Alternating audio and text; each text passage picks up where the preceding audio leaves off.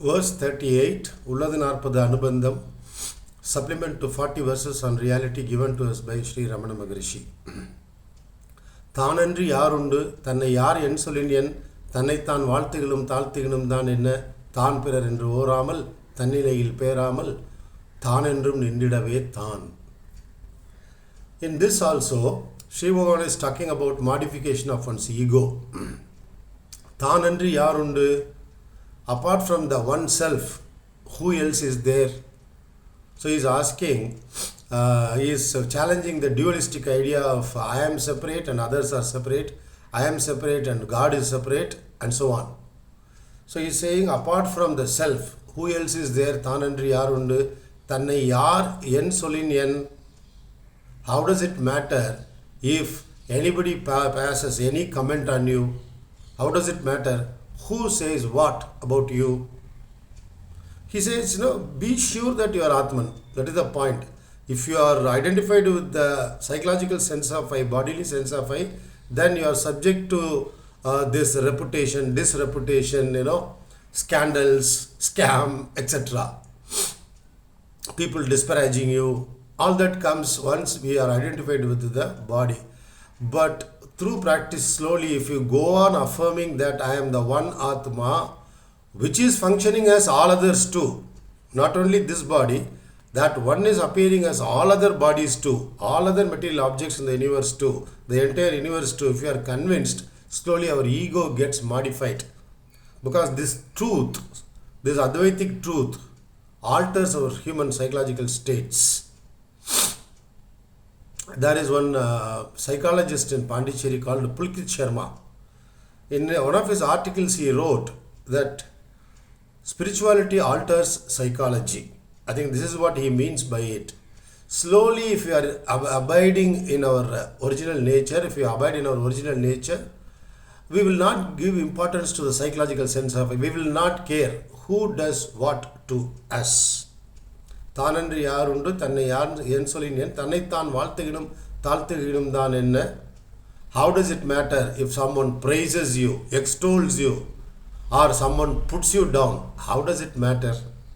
Actually, the truth is that when somebody makes a comment about you, he is not making a comment about you. He is making a comment about himself or herself. Because they are revealing their psychological status, their nature, their character, their inability, their poor judgment of people, their inability to appreciate and love other people. That's all. But of course, when someone comments about us, we can see if there is any truth in it. And if there is any room for correction, we can just go on correcting. That's it. As simple as that. தன்னைத்தான் வாழ்த்துகிடும் தாழ்த்துகிடும் தான் என்ன தான் பிறர் என்று ஓராமல் தன்னிலையில் பேராமல் தான் என்றும் நின்றிடவே தான். He says, stop entertaining this thought that I am separate, he is separate, she is separate, they are separate. He says, stop entertaining such thoughts. தான் பிறன்றோ தன்னிலையில் பேராமல். And you stay firm without sliding from your position, he says. Don't slide. Don't budge from your position of Advaitic truth, oneness. தன்னிலையில் பேராமல் தான் என்றும் நின்றிடவே தான். We have to be firmly established. We have to stand firmly as one Atma. The whole game is all about moving from separateness to oneness. That's all.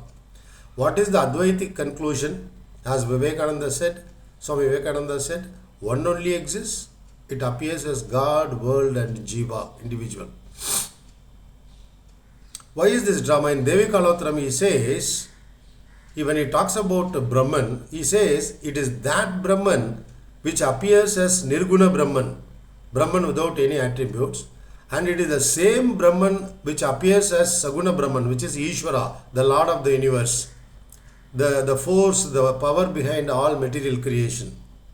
And he says, Aduve Parabarabedam Parma Anubedam Iruvadamuma Ilagume. It is the very same Brahman which functions as the grossest material, the densest material in the universe, and it is the very same Brahman which functions as the subtlest, formless Brahman. I think this is the answer to Sankhyan position or yogic position that Prakriti, nature is different Purusha, consciousness is different. Advaita says one only exists. This has been experientially corroborated by Sri Bhagavan. It is his experiential knowledge. That is why so many people in lakhs and crores, they throng Ramana Ashram. They study Ramana Maharshi and they come to the ashram, or they study from there itself, wherever they are, and they practice.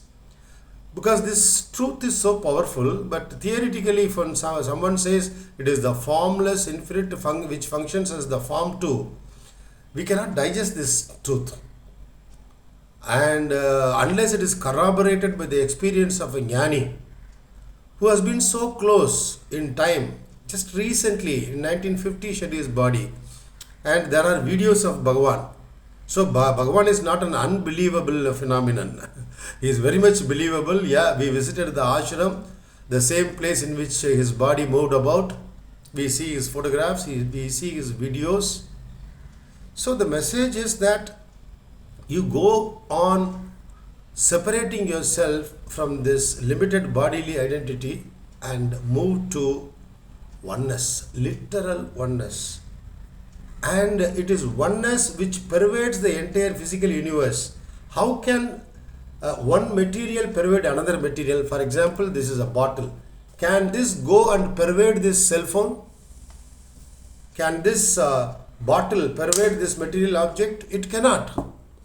But if this is subtle, formless, it is so subtle, then it can pervade the entire physical order, all physical objects. This is what he says in Devi Kalotram. Nitkalamai Nutpamadai. Nutpam is the subtlest. And this experience dawns to us one day through practice, through vicharam, and that is called Shakshatkaram. Shakshatkaram is seeing directly ourselves as one entity.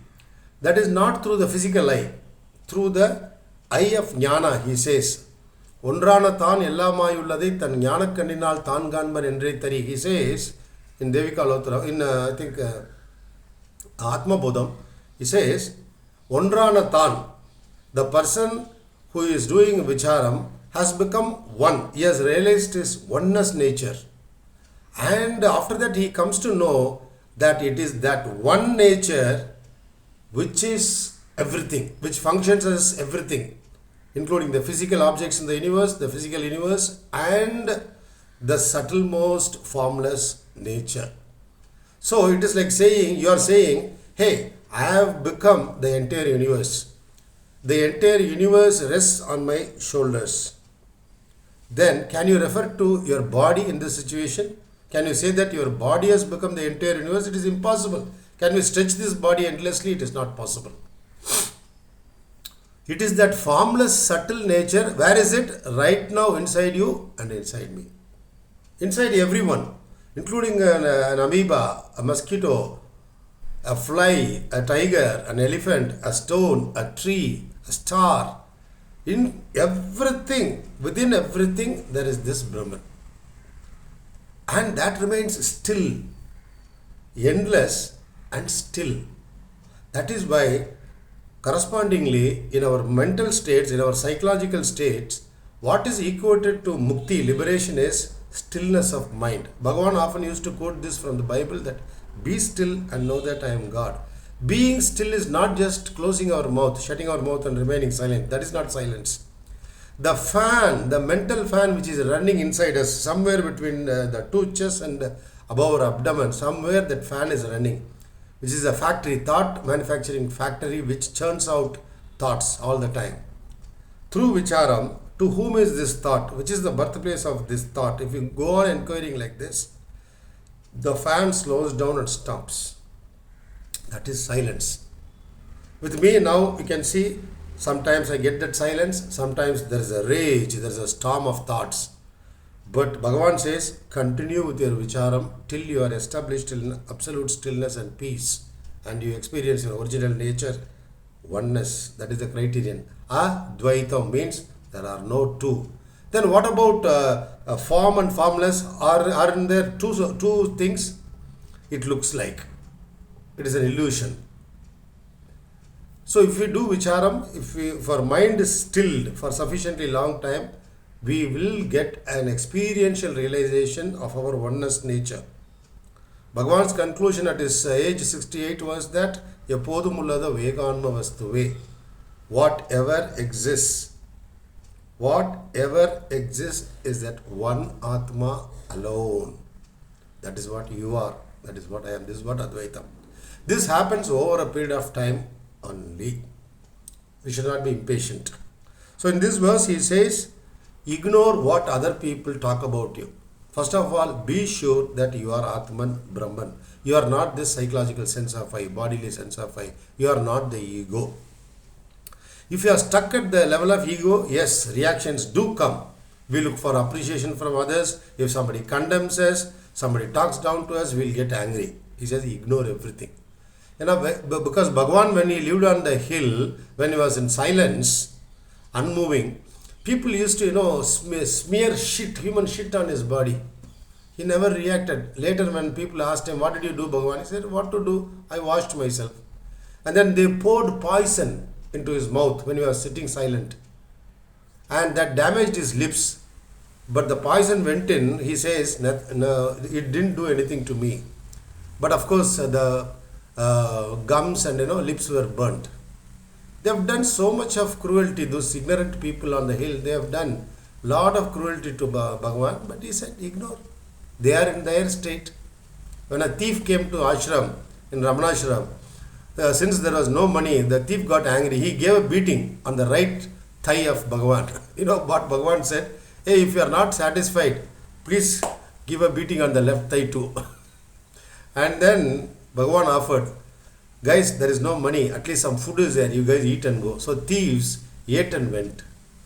This is a jnani state. This is maturity, absolute maturity, which comes out of experiential realization that it is one Atma which functions as Ramana Maharshi too, which functioned as the thieves and miscreants too.